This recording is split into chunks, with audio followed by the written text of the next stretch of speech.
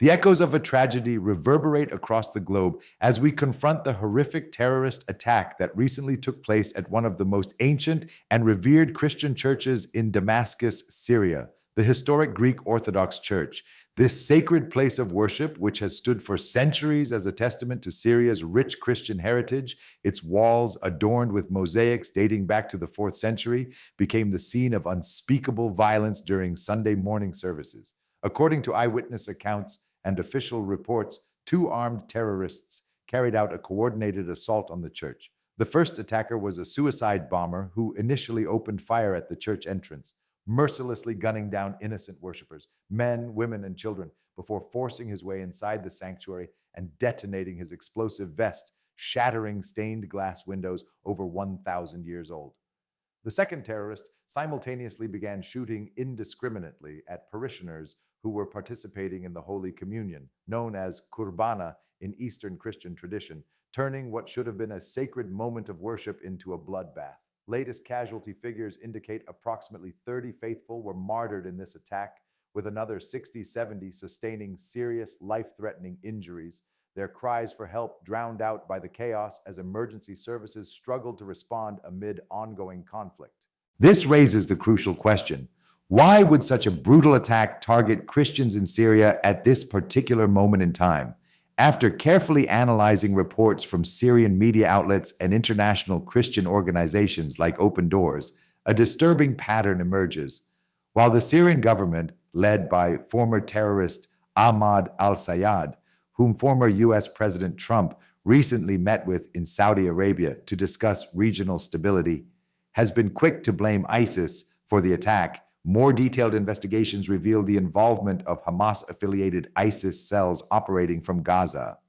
These findings suggest a calculated strategy by Islamic extremists who, finding themselves unable to directly attack their primary enemies, Israel and America, have instead chosen to target Christian communities worldwide as proxy victims. Their twisted logic dictates that since global Christianity largely supports Israel's right to exist, evidenced by decades of pilgrimages and political lobbying, attacking churches and Christian worshipers becomes an alternative method to strike at Israeli and Western interests, a tactic honed through years of propaganda spread via encrypted messaging apps. This attack follows an increasingly visible pattern in global terrorism, where radical Islamic groups, when thwarted in their attempts to confront Israel or America militarily, such as failed rocket launches from Gaza intercepted by Israel's Iron Dome, systematically redirect their violence towards softer Christian targets. Multiple international intelligence agencies, including Interpol and the CIA, have issued warnings that Iran's extensive network of sleeper cells, numbering in the thousands across 20 countries, and various radical Islamic terrorist organizations are increasingly focusing their attention on Christian sites and communities around the world, with over 360 incidents reported in the past year alone. The Damascus church attack represents more than just another tragic incident. It embodies a strategic shift in Islamist terrorism tactics, exploiting regional instability to maximize impact with minimal resistance. The targeted church in Damascus holds profound historical and spiritual significance for global Christianity, its origins traced to the ministry of St. Paul in the 1st century, making it a UNESCO-recognized heritage site. During the rule of Bashar al-Assad, this church maintained strong ecumenical ties with various Christian denominations worldwide, including the Indian Orthodox Church, whose faithful are primarily based in Kerala, a state with over 6 million Christians. In fact, the current head of the Indian Orthodox Church had personally visited and strengthened relations with the Greek Orthodox Patriarchate in Damascus just prior to these attacks, fostering a bond through shared liturgical practices like the Qurbana. These ancient Christian traditions, whether Indian Orthodox, Greek Orthodox, or Coptic Orthodox, share common liturgical roots dating back to the earliest days of Christianity in the Middle East, their chants and rituals preserved through oral traditions over centuries.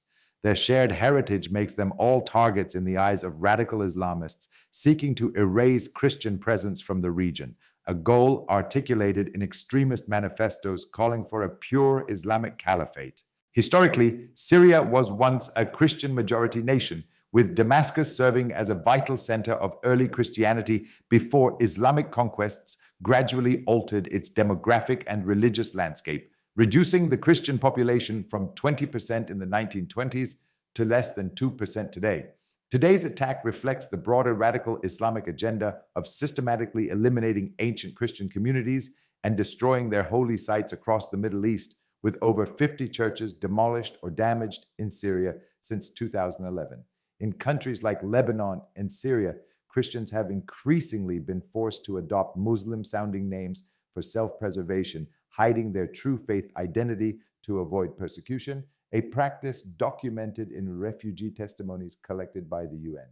The ultimate goal of these radical elements appears to be nothing less than the complete cultural and religious eradication of Christianity from its historic birthplace, a process accelerated by ongoing civil wars and foreign interventions. Recent intelligence reports from multiple global security agencies consistently warn that churches and Christian gatherings worldwide now face unprecedented risks from Iran-backed sleeper cells and various radical Islamic terrorist networks, with over 1,200 operatives activated in the past 6 months. These groups operate under different names: ISIS, Shia militias, Hezbollah, but share the common strategic objective of punishing perceived Christian support for Israel by attacking vulnerable religious targets, a trend noted in attacks on Coptic churches in Egypt and Chaldean churches in Iraq. In nations like Lebanon and Syria, many Christians have already been compelled to worship in secret, fearing violent retribution if they openly attend church services, with underground congregations growing by 15% annually, according to Christian aid groups. The Damascus church massacre signals a dangerous escalation in this global campaign of anti-Christian persecution, with Iran's supreme leader reportedly hiding in underground tunnels, as both American and Israeli leadership have publicly vowed to eliminate him, with drone strikes targeting known hideouts and radical Islamic groups feeling increasingly cornered by international counterterrorism efforts. They appear to be lashing out with greater ferocity at the most vulnerable Christian communities.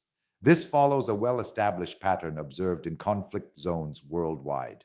When radical Islamists cannot directly strike at Israel or Western powers, such as failed incursions into the Golan Heights, they redirect their violence toward Christian populations, who they view as representing or supporting those enemies, a strategy detailed in captured ISIS training manuals. What makes this attack particularly alarming is its strategic timing amidst escalating tensions between Israel and Iran, with both nations mobilizing forces along their borders and conducting cyber attacks on each other's infrastructure.